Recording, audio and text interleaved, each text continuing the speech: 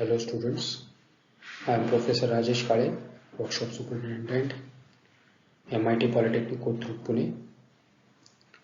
We will be today discussing in this particular video about the third unit outcome, that is types of automation. We have to list different types of automation and the sub unit outcome type B, type of automation with fixed, programmable, flexible, hard and soft automation. These are types of automation that we are going to discuss. Let's start the topic.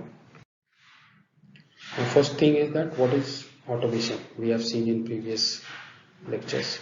Automation production systems can be classified into three basic types: fixed, programmable, and flexible automation.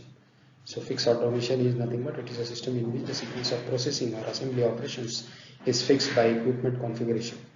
I have given you an image of a paper mill. They are huge in size, they are constant, they are fixed at a position, they cannot change. And other examples could be steel industry, mill industries, paper mill industries, printing presses. All these are coming in the category of fixed automation. It is a system in which the sequence of processing or assembly operation is fixed by the equipment configuration. Or whatever I have to make will be depending on the configuration of the equipment, not what I have to make. So there is no flexibility provided. That is why the name fixed. Fixed automation means itself is very clear. Fixed means what? It is not moving anywhere. It's constrained. Its degree of freedoms are constrained. It cannot go anywhere. Whatever you make, you have to make change. You have to make changes according to the specification of the system. That is the machine or the process that you have installed there. The typical features of fixed automation are high initial investment for custom engineered equipment. That means if you have to go for customization, a lot of money is to be put into. High production rates. You can see printing presses, Sakar and Lokmat. So every day they are selling 5 lakh, 10 lakh papers each on each day. 5 lakh papers are being, newspapers are being printed. Times of India and Sakal and this and that. So many newspapers are there. So Indian Express. So the production rate is very high. Relatively inflexible in accommodating product changes. If I say that today I don't want to use the paper that I was using for printing yesterday, and I change the size of the paper, or change the thickness of the paper, I change the GSM value of the paper, the machine will not accept it. You have to completely change that machine structure or machine setup. Then in that case the initial investment will be very, very high. So that is why the name fixed automation, very clear from the diagram and from the topic itself. Then comes the second part, that is programmable automation. Now you can see the difference between the literal meaning of fixed and literal meaning of programmable.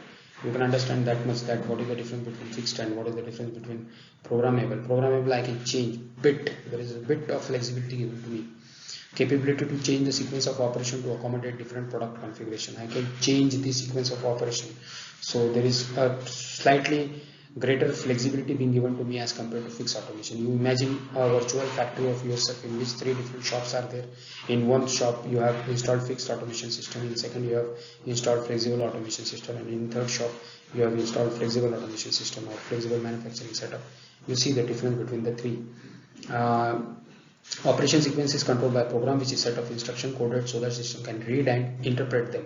Now this case was not with the fixed automation. Fixed automation was completely dependent on machine configuration. Here you have to write a program, so you can edit and make changes in program so that you can adjust or accommodate different sequence of operation into the same.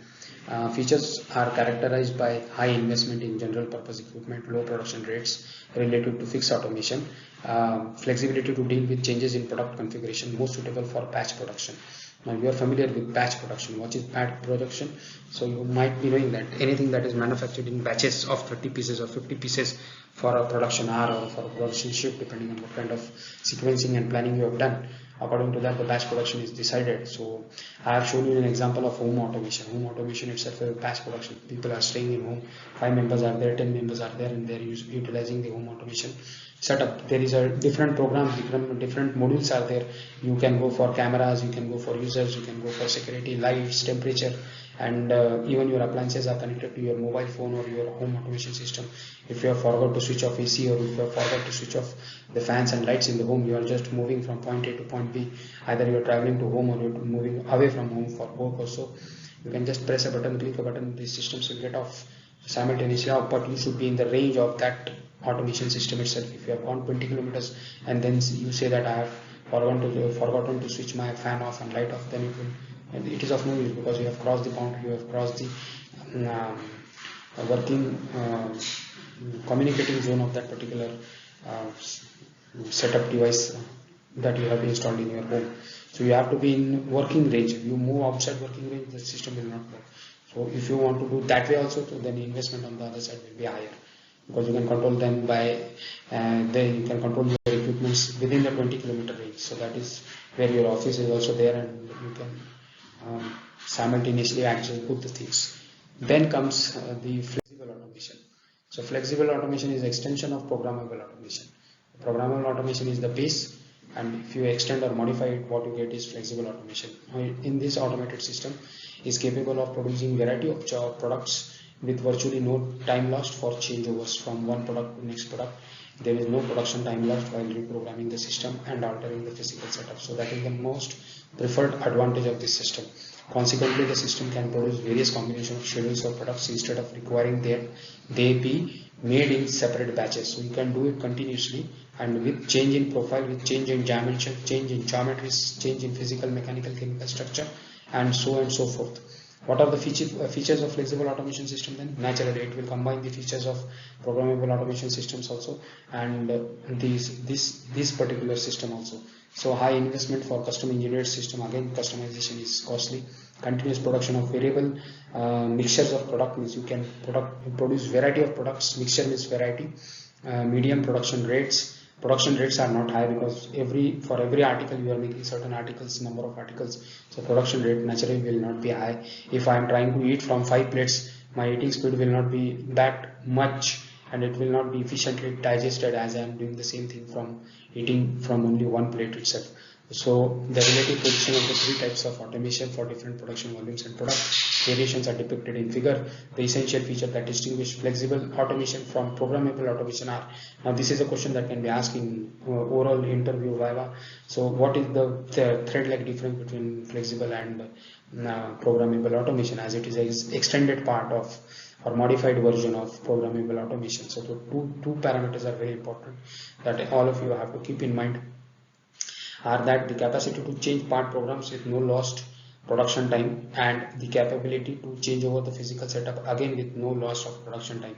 So these two parameters are very important as far as the distinguish or comparison or differentiation between flexible automation and programmable automation goes. Programmable automation takes care of all these 2 points or 2 different categories. That is why it is flexible automation stands apart from programmable automation, whereas these 2 points are discrepancies of programmable automation. That is why you prefer flexible automation wherever you require, when you have to take care of these 2 specifically mentioned points.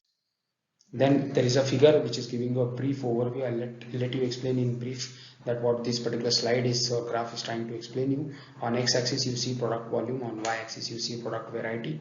Now you can see the production have been rated as parts per year on x-axis as low, medium and high, and product variety is also benchmarked in the same way as low, medium and high, but they are represented on y-axis. So number of different parts are shown on y-axis and their volumes are shown on x-axis. Now you see manual methods have been shown by the white area.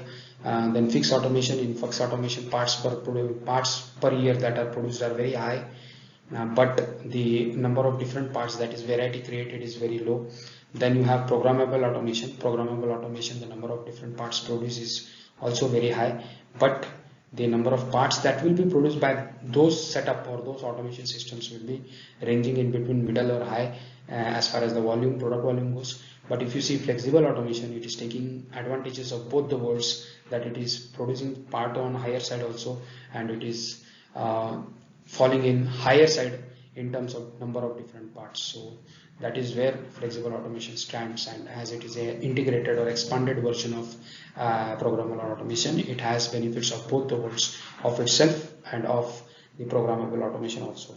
So the next slide is again the broad categorization of the automation, that is hard and soft automation. You might be knowing with these two terms up till now. Soft or programmable automation is more developed cousin of hard automation. Hard automation was introduced first in industrial scenario in the world, and then software automation came into the existence. It includes equipment that has been designated to accommodate a variety of product configurations. If you have facility that manufactures a limited range of similar product that are run in batches, soft automation may be your best choice. So it depends what kind of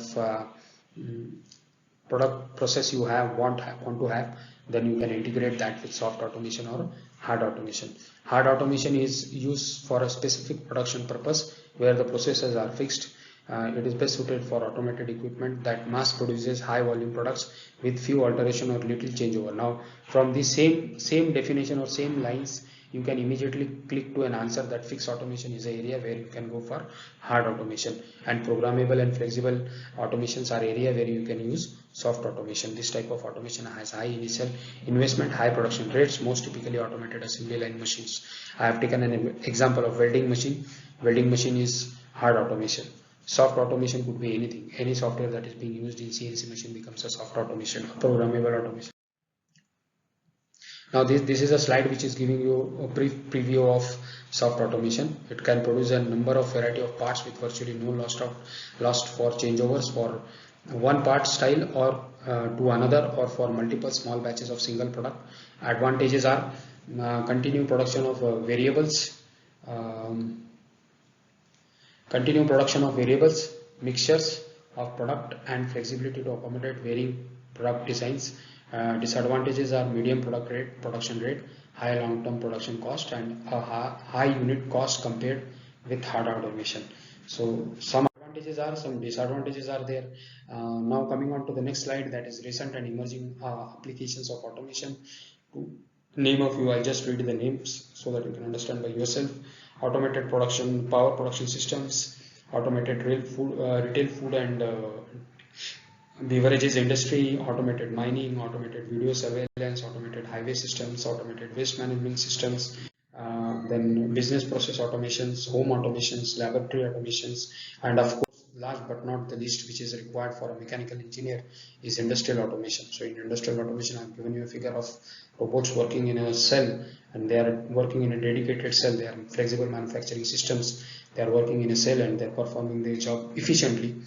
Industrial automation deals primarily with automation of manufacturing, quality control, and material handling processes. As you might be knowing these terms up till now. General process controllers for industrial processes include programmable logic controller, that we call it as PLCs, standalone input-output modules, and computers. Industrial automation is to replace the decision making of human and manual command responses activities with the use of mechanized equipment and logical programming command. Instead of me using my brain there, I'll be using the things which have been created my brains to work like my brain. So my brain and like my brain, or your brain like your brain, is altogether a different domain.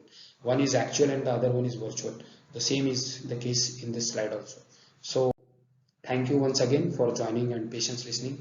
I'll be signing off. Please stay healthy, happy, and do take care of the policies designed by the civic authority of your area, so that you are staying safe at home in this corona pandemic period, and do enjoy your day. Thanks for patience listening once again.